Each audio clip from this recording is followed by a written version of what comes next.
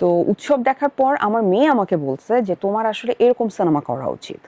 কারণ হচ্ছে তুমি সবসময় এরকম ডার্ক ক্যারেক্টার গুলো করো আর সারাক্ষণ বাসায় এরকম দুঃখী দুঃখী হয়ে ঘুরে বেড়াও, তো এগুলা করা যাবে না, তুমি এখন মজার মজার ক্যারেক্টার করবা। সো তানিম যখন বলছে সাথে সাথে আমার মেয়ে বলছে তুমি অবশ্যই এই সিনেমা করবা। অভিনয় চলছে, পাশাপাশি বিভিন্ন জায়গা থেকে যেহেতু তুমি অনেক অর্থকড়ি পাচ্ছ, না না, পেয়েছি অলরেডি প্রচুর 200 কোটি 100 কোটি টাকা পাচ্ছ, 200 কোটি। ভালোই তো আপনি আছো। 200 থেকে 100 তে নেমে আসেন কিভাবে?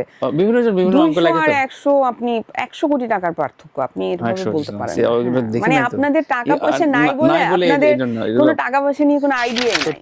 ইন্ডিয়া ওরা আমাকে ব্ল্যাকলিস্ট করে রেখেছিল। ওরা বলেছে যে আমার ভিপি নূরের সাথে একটা ছবি ছিল, সো নূরের সাথে ছবিটা থাকার জন্য ওরা আমাকে ডেকে নিয়ে ইন্টারভিউ করেছে এবং বলেছে যে ও অ্যান্টি ইন্ডিয়ান গভর্নমেন্ট, সো ওর সাথে আমার মুভমেন্টের কোনো একটা মানে ব্যাপার আছে। সো এই জন্য কিন্তু আমি আসলে প্রায় 1.5-2 বছর থেকেই আমি ভিসা পাচ্ছিলাম না, এবং আমাদের ইন্ডাস্ট্রির একজন অ্যাক্ট্রেস আমার নামে নানান রকমের বিচিং করেছে হাই কমিশনে গিয়ে।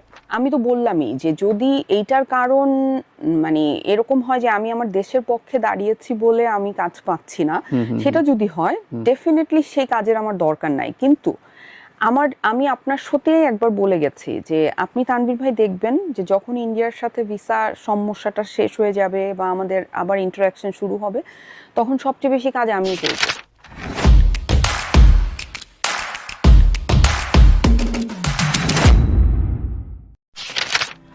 Hello, welcome back again. শুনছেন দেখছেন Raat Adda, brought you by Jago entertainment. আমরা কথা বলছি, কথা শুনছি আজমিরি হক বাঁধনের।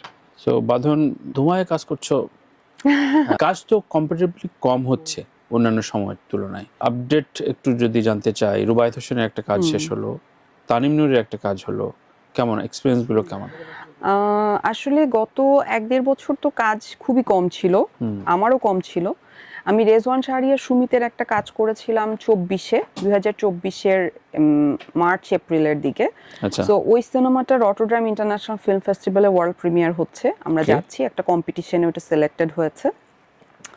তো ওইটার জন্য আমি যাব জানুয়ারিতে 30 তারিখে ইনশাআল্লাহ রটারডাম যাচ্ছি। আচ্ছা, ভিসা হয়ে গেছে, সো খুবই খুশি। ফিল্ম নিয়ে যাব, ফিল্ম নিয়ে ফেস্টিভ্যালে যাওয়ার আলাদা মজা। সো রেজওয়ান শাহরিয়ার সুমিতের মাস্টার, তারপর আমাদের রুবায়েত হোসেনের দ্য ডিফিকাল্ট ব্রাইড। তো এইটাও ভীষণ ইন্টারেস্টিং একটা কাজ। এটা আমি করেছি জুলাইয়ের অভ্যুত্থানের পর, মানে খুবই একটা ক্রিটিক্যাল সময়ে, তখন ঠিক পরপরই। সো তখন আমাদের কাজটা মানে কিভাবে করব, কোথায় করব, এগুলো নিয়ে একটা কনফিউশন। একেবারে গোপনে শুটিং কেন? মানে গোপনে না, ও তো মানে সাদ গেরিলা শুট করে, সো মানে এরকমই, মানে এরা যারা ইন্ডিপেন্ডেন্ট ফিল্ম বানায় তারা বেসিক্যালি এত প্রচারণায় বিশ্বাসী না। আচ্ছা। সো সুমিতের ফিল্মটাও তো কেউ জানতো না, এটা তো যখন ফেস্টিভ্যালে গেল তখনই জানলো। সো রুবায়েতেরটাও তাই। খুবই ভালো একটা কাজ, মানে আমি খুবই হ্যাপি যে আমি এরকম একটা কাজের সাথে আসলে সম্পৃক্ত হতে পেরেছি। এবং আমার ধারণা, আমি যেহেতু ফিল্মে কাজ করি এবং আমি যেই ফিল্মে কাজ করেছি সেগুলো অনেকগুলোই ফেস্টিভ্যালে গেছে বা যাচ্ছে, এবং সবচাইতে ভালো ফেস্টিভ্যালটাই গেছে, কানস ফিল্ম ফেস্টিভ্যালে। সো আমার ধারণা যে এইটা মানে রেহানা মারিয়াম নূরের চাইতেও ভালো কোনো ফেস্টিভ্যালে যাবে বলে আমার ধারণা। আর তানিম নূরের একটা সিনেমা করছি যেটা ঈদে আসবে ইনশাআল্লাহ, বনলতা এক্সপ্রেসটা মানে খুবই মজার একটা কাজ। আমি খুবই মুগ্ধ ওদের টিমের সাথে কাজ করে। এটা কি আপনার উৎসব, তুমি আগ্রহটা বেড়েছে আমার তানিমের সাথে কাজ করার ইচ্ছা আরো 2-3 বছর আগে থেকে, আমি ওকে বলেই যাচ্ছি। ওর সাথে আমার 2-1টা কাজের কথাও হয়েছিল, কিন্তু আলটিমেটলি ওইটা এক্সিকিউট করা হয় নাই। তো উৎসব দেখার পর আমার মেয়ে আমাকে বলছে যে তোমার আসলে এরকম সিনেমা করা উচিত। কারণ হচ্ছে তুমি সবসময় এরকম ডার্ক ক্যারেক্টার গুলো করো আর সারাক্ষণ বাসায় এরকম দুঃখী দুঃখী হয়ে ঘুরে বেড়াও, সো এগুলা করা যাবে না, তুমি এখন মজার মজার ক্যারেক্টার করবা। সো তানিম যখন বলছে সাথে সাথে আমার মেয়ে বলছে তুমি অবশ্যই এই সিনেমা করবা। তো তানিম আমাকে একদম লাস্ট মোমেন্টে বলছে, বাট আমি আসলে এরকম একটা সিনেমার সাথে থাকতে চেয়েছি। মানে হয় না যে আমি জানি সিনেমাটা ভালো হচ্ছে, এবং আমি যখন স্ক্রিপ্টটা পড়লাম, অসাধারণ একটা স্ক্রিপ্ট করেছে স্বাধীন আর সামিউল নামে 2টা ছেলে। আর অসাধারণ একটা টিম, মানে আমি বিশাল ভারদ্বাজের টিমের সাথে কাজ করে খুব মজা পাইছিলাম যে এরকম একটা ওয়েল অর্গানাইজড তেমনই সেট পেয়েছি, সেরকম একটা সেট আমি এখানে পেয়েছি। কারণ ওই রকম একদম সেট বানিয়ে, মানে এফডিসি তে এরকম সেট আমি জানি না আগে হয়েছে কিনা, মানে বিশাল, ওইটা সিনেমা হলে মানুষ দেখলে বুঝবে যে বিশাল আয়োজনের সেট হয়েছে, বিশাল আয়োজনের শুটিং হচ্ছে। সো এবং সবাই জান প্রাণ দিয়ে অ্যাক্টিং করছে, মানে প্রতিটা ক্যারেক্টার যে পাসিং দিচ্ছে সেও খুব ভালো করছে। তো এইটা খুব ইম্পর্ট্যান্ট আমার মনে হয় একটা কাজের জন্য। আর আরেকটা কাজ করছি, ওইটা যখন রিলিজ হবে তখন বলা যাবে ওইটা সিনেমা না, বাট আরেকটা কাজও করছি, এক্সক্লুসিভ কাজ আসছে, মানে হ্যাঁ ইনশাআল্লাহ, যেটাতে একজন শিল্পী মোটামুটি ভালো থাকতে পারে। হ্যাঁ আমি ওইটুকুই চাই, আমি ভালো থাকতে চাই, যেটাকে পড়াইতে চাই, আর হচ্ছে এমন কিছু কাজ করতে চাই যে কাজগুলোর জন্য মানুষ আমাকে মনে রাখবে। অভিনয় চলছে, পাশাপাশি বিভিন্ন জায়গা থেকে যেহেতু তুমি অনেক অর্থকড়ি পাচ্ছ, না পেয়েছি অলরেডি প্রচুর 200 কোটি 100 কোটি টাকা পাচ্ছ, ভালোই তো আপনি 200 থেকে 100 তে নেমে আসেন কিভাবে? বিভিন্ন অঙ্ক লাগে তো, 100 আপনি 100 কোটি টাকার পার্থক্য আপনি এভাবে বলতে পারেন না।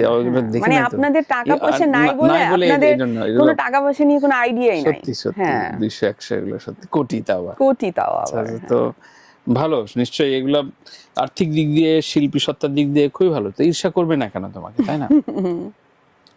এখন আরেকটা অপ্রিয় প্রশ্ন না, এটা প্রাসঙ্গিক প্রশ্ন, যে ভারতের সাথে তোমার একটা গুড রিলেশন তৈরি হয়েছিল এবং আফটার জুলাই বিপ্লব তোমার একটা ডিজাস্টার গেছে এই সম্পর্কের ক্ষেত্রে, এবং ক্যারিয়ারে একটা বড় ধরনের বলবো অবস্টাকল তৈরি হয়েছে, যেটা অনেক দূর যেতে পারতো। অনেকেই তোমাকে বলেছে বাঁধন অনেক দূর যেতে পারতো, বলিউড হলিউড ফাটা ফেলতে পারতো, কিন্তু ও এসব মাঠে নেমে শেষ করে দিল। বিশাল ভারদ্বাজের কাজের পরে সত্যিকার অর্থেই তো ওই হাইপটা তৈরি হয়েছিল। এরপরে তুমি মিডিয়াতে কথা বললা অ্যাজ অ্যান অ্যাক্টিভিস্ট হিসাবে, তেজি অ্যাক্টিভিস্ট হিসাবে বাংলাদেশ নিয়ে কথা বললা। আসলে সম্পর্কটা কেমন? অনেক কিছু কাটেল হয়েছে তোমার সাথে, সত্যিকারে বলো, মানে খুব পোশাকি উত্তর চাই না, সত্যিকার অর্থে কেমন কি অবস্থা? যখন আমার দেশের প্রসঙ্গ আসবে, বাংলাদেশের প্রসঙ্গ আসবে, তখন আমার দেশ তো সবার আগে থাকবে, সেটা যে কোনো কিছুর প্রশ্নেই হোক না কেন। সো সেটার জন্য আমার ফিউচার কি হবে বা প্রেজেন্ট কি হবে সেটা ভাবার চাইতে অনেক ইম্পর্ট্যান্ট যে আমি আমার দেশকে কিভাবে আসলে ধারণ করছি। তো ওই মুহূর্তে আমার জন্য ওই সিদ্ধান্ত নেওয়াটা খুবই জরুরি ছিল যে আমি আসলে বাংলাদেশের পক্ষে দাঁড়াবো এবং বাংলাদেশের জন্যই কথা বলবো। আর আমি বিশাল ভারদ্বাজের শুটিং করে আসার পর থেকেই, এটা জুলাই অভ্যুত্থানেরও অনেক আগে, প্রায় 1.5 বছর 2 বছর আগে থেকেই ওরা আমাকে ভিসা দিচ্ছিল না ইন্ডিয়া থেকে। ইন্ডিয়া ওরা আমাকে ব্ল্যাকলিস্ট করে রেখেছিল। ওরা বলেছে যে আমার ভিপি নূরের সাথে একটা ছবি ছিল, সো নূরের সাথে ছবিটা থাকার জন্য ওরা আমাকে ডেকে নিয়ে ইন্টারভিউ করেছে এবং বলেছে যে ও অ্যান্টি ইন্ডিয়ান গভর্নমেন্ট, সো ওর সাথে আমার মুভমেন্টের কোনো একটা মানে ব্যাপার আছে। সো এই জন্য কিন্তু আমি আসলে প্রায় 1.5 বছর থেকেই আমি ভিসা পাচ্ছিলাম না, এবং আমাদের ইন্ডাস্ট্রির একজন অ্যাক্ট্রেস আমার নামে নানান রকমের বিচিং করেছে হাই কমিশনে গিয়ে। সো সেটাও আমি জানতে পেরেছি, কারণ আমি অনেক লবিং করেছিলাম, মানে এই যে আচ্ছা আরেকটা ব্যবহার করেছি, সেটা হচ্ছে যে ভিসা পাওয়ার জন্য প্রচুর লবিং করেছিলাম, মানে ওরা পাগল হয়ে গেছে। ওরা বলছে যে আপনি কয়জনকে দিয়ে বলাবেন, আপনারা আমাকে ভিসা দিবেন না কেন, আমি ওই দেশে কেন যাইতে পারবো না, আমার কাজ আপনি নষ্ট করতেছেন, আপনারা আমাকে ভিসা দিবেন না কেন, ভ্যালিড একটা রিজন দেখান, এই কারণে আপনারা আমাকে ভিসা দিবেন না। সো আমি তো 100 জনকে দিয়ে বলাইছি। সো আমাকে ডাকছে, ডেকে আমাকে 1 মাসের একটা সিঙ্গেল এন্ট্রি ভিসা দিছিল। আমি 1 মাসের জন্য একটা সিঙ্গেল এন্ট্রি ভিসা পাইছিলাম। তো সেই সময় আমি গিয়ে কিছু মিটিং করে আসছিলাম, কিন্তু বাকি পরে আমার যেহেতু আর ভিসা হয় নাই বলে আমার আসলে অনেক কাজ আমার মানে কতগুলো কাজ করতে পারতা? আমার 4-5টা তো একদম খুব ভালো প্রজেক্ট করা যেত। আচ্ছা, তার মানে অনেক ভালো প্রজেক্ট, নট মানে এমনি এদিক সেদিক ছোটখাটো প্রজেক্ট এরকম না। তার মানে বেশ স্যাক্রিফাইস গিয়েছে। স্যাক্রিফাইস না, আমি বলবো যে হ্যাঁ আমি সাফার করেছি, বাট ইটস ওকে। আমার মানে আমি তো বললামই যে যদি এইটার কারণ মানে এরকম হয় যে আমি আমার দেশের পক্ষে দাঁড়িয়েছি বলে আমি কাজ পাচ্ছি না, সেটা যদি হয় ডেফিনেটলি সেই কাজের আমার দরকার নাই। কিন্তু আমি আপনার সাথেই একবার বলে গেছি যে আপনি তানভীর ভাই দেখবেন যে যখন ইন্ডিয়ার সাথে ভিসা সমস্যাটা শেষ হয়ে যাবে বা আমাদের আবার ইন্টারাকশন শুরু হবে, তখন সবচেয়ে বেশি কাজ আমিই করব। হ্যাঁ, এটা বলেছো। তো আমি এখনো তাই বলছি, বিকজ আমি এটাও কি তোমার শত্রু এনিমি দ্বারা প্রকল্পিত কিনা? তখন ছিল ডেফিনেটলি। এখন ধরেন অনেকে বলতে পারে যে ও কেন বাংলাদেশের ফরে কথা বললো, কিন্তু আমি মনে করি যে যদি কোনো দেশ নিজের সার্বভৌমত্ব এবং নিজের দেশকে ভালোবাসে, তাহলে সে বুঝবে অন্য আরেকটা দেশের নাগরিকের দেশপ্রেম কেমন হওয়া উচিত। তো সে সেটাকে সম্মানই দিবে, সে সেটাকে অসম্মান করবে না। মানে যে ধরেন এই দেশের নাগরিক হয়ে নিজের দেশকে গালিগালাজ করতেছে, অন্য দেশকে ভালো বলতেছে, সে যে আরেক দেশে সেই দেশের নাগরিক হয়ে সেই দেশকে ভালো বলবে, এই যারা স্বপ্ন দেখে তারা তো আসলে বোকা। এবং আমার তাদেরকে বোকা মনে হয় না। আমি মনে করি না যে ইন্ডিয়ানরা বোকা, তারা ভীষণই বুদ্ধিমান। এবং আমি মনে করি যে আমার ভবিষ্যতে আমার অনেক কাজ হবে ওখানে। তার মানে তোমার ভিসা নিয়েও তোমার কলিগরা ব্যাক ব্যাটিং করেছে। হ্যাঁ, কি ভয়ঙ্কর ব্যাপার। আরেকটা আপনি প্রশ্ন করি, সেটা হচ্ছে গত ঈদে তোমার প্রভাব খাটে তোমার ছবি ভালো স্ক্রিনিং পেয়েছে সিনেপ্লেক্সে, কিন্তু নীলচক্র ভোরবেলা সকালবেলা 1800-2000 টাকার টিকিটে পেয়েছে। নীলচক্র টিম এটা কয়েক জায়গায় বলেছে। তোমার কনসাস নাও থাকার কথা, যেহেতু তুমি হয়তো ডিস্ট্রিবিউশনের খবর কেন নিবা, তাই না? কিন্তু এ ধরনের ঘটনা কি ঘটেছে আদৌ? মানে যে বাঁধন আছে, বাঁধন বিপ্লবী বাঁধনের ছবি, সুতরাং এটা ভালো পজিশন দেয়া লাগবে, নীলচক্র আরিফিন শুভর ছবি না না না মনে হয় না এরকম কিছু হচ্ছে। বরং নীলচক্র আমি মনে করি যে অনেক সাপোর্ট পেয়েছে সিনেপ্লেক্স থেকে।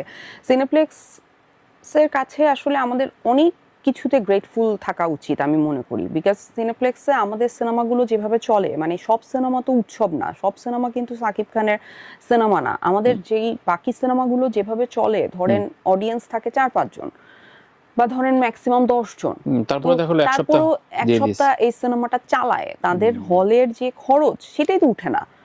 তো সেইখানে তারা যে আমাদেরকে এই সাপোর্টটা করে, এটার জন্য তাদের কাছে গ্রেটফুল থাকা দরকার। সো আমাদের যতটুকু হল দিয়েছে ততটুকুতেই আমি স্যাটিসফাইড, বিকজ ওইটাতেই তো দর্শক ঠিক করে আসছে না। এখন ধরেন আমি মনে করছি যে আল্লাহ আরো হল পাইলে বুঝি আমি আরো ভালো করতাম, সেটা তো হবে না। আপনার হল তখনই দেয়া হবে, উৎসবের হল বাড়ানো হয়েছে না, পরে প্রথমে যে কটা হল দেওয়া হয়েছে, পরে উৎসবকে তো ডেকে নিয়ে হল দেওয়া হয়েছে যে আসেন আপনারা সিনেমা চালান। তো এইটা তো ডিপেন্ড করে আপনার কাজের উপর। সো সিনেপ্লেক্সের সাথে আলাদা খাতির বলে যে সিনেপ্লেক্স আমাদেরকে আলাদা কিছু করেছে এরকম না। তবে আমি সিনেপ্লেক্সের কাছে, রুহেল ভাইয়ের কাছে ডেফিনেটলি গ্রেটফুল, কারণ সে রেহানার সময় আমাদেরকে ভীষণ সাপোর্ট দিয়েছে, আমার মানে এশা মার্ডারের সময় আমাদেরকে ভীষণ সাপোর্ট দিয়েছে। মানে তোমার অবর্তমানে তোমাকে প্রোডাকশন বিক্রি করেনি তো, এটা বাঁধনের ছবি? আমার মনে হয় না এটা কি সম্ভব। আমার ডিরেক্টর প্রোডিউসার আপনি জানেন তাদের পজিশন।